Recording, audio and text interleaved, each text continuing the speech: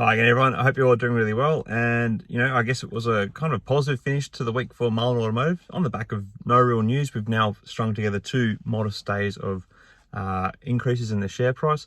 Still, we're, dangling around quite a low price historically for the stock. And I think most shareholders know that there is a, tough tunnel ahead, but it is kind of like nice to go into the weekend with two modestly positive days in the stock, both closing the day by about a little bit over 1% on each day.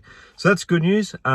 It's the weekend, so it's time for us to start digging up our conspiracies and ideas about what's going to happen with MULN next week and into the future. And I always love doing that. I don't know, like there doesn't seem to be too much coming from the company operation at the moment. I think they've played most of their cards for the short term for what they can have in terms of operational developments. Like in terms of getting production online, getting vehicles delivered.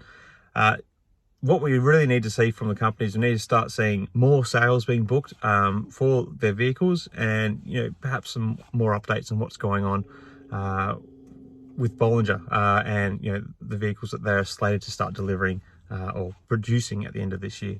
So I think that's kind of where we need to be seeing developments from MULN at the moment. Presently, there's not much to be said, and I think, to be honest, that the market and most people following this stock are going to be more focused on what's going on with the company's finances. We've obviously got that short-term debt obligation hanging over our head, which is not fun at all.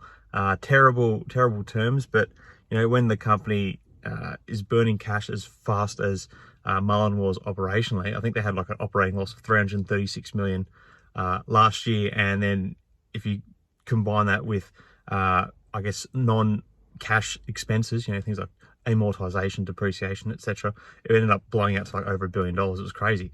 So but the 336 million, that's a big cash burn. That's $336 million of cash that they lost last year, and that cash burn rate is going to be quite high this year.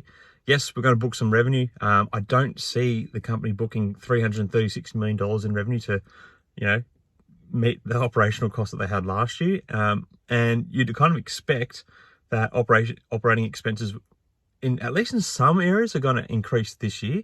Some areas they might actually pare back a little bit, but it'll be interesting to see what happens as more financials come out throughout the year. But the other big thing hanging around MULN shareholders' necks right now is that there's likely to be a largish equity raise. Now, my theory is that the timings of some of the information that MULN has released to the market were a bit tricky, and they've done it for a particular reason. So obviously there was the 20-day period where they had executed the 1-for-100 reverse stock split, and they had to stay above $1 for 20 consecutive days.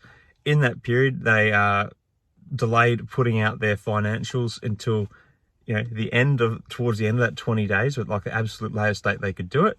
And I think that was because people were going to see that $1 billion loss figure, and that was going to, obviously really hurt the stock price. So, they were a bit tricky with that.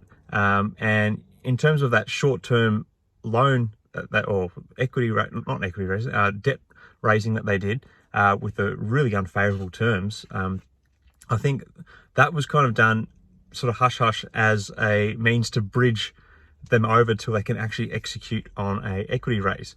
So I wouldn't be surprised if come around the time that debt obligation needs to be repaid. I have to double check the day. I can't actually remember what it was. It was like several months they had to do it or something.